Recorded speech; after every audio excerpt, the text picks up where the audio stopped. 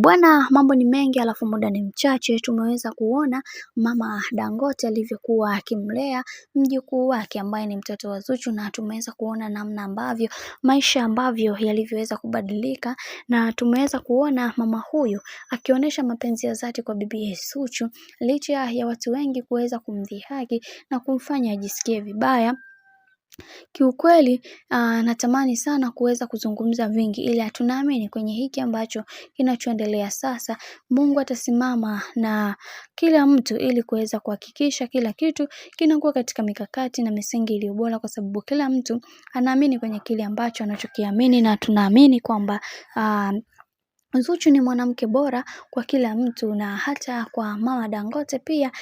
ni mwanamke bora kama ambavyo mwenyewe amekuwa akidai mara zote. Lakini leo hii tumeweza kugundua namna ambavyo maisha yanavyobadilika kadri siku zinavyozidi kwenda, na wengi wao waliweza kuzungumza mengi wakisema kwamba tunaamini kwenye hiki kinachoendelea, Mungu atasimama nasi kuweza kuhakikisha kila kitu kinakuwa katika mikakati na misingi iliyo imara, kama hapa ambavyo tunavyoona dada yetu kipenzi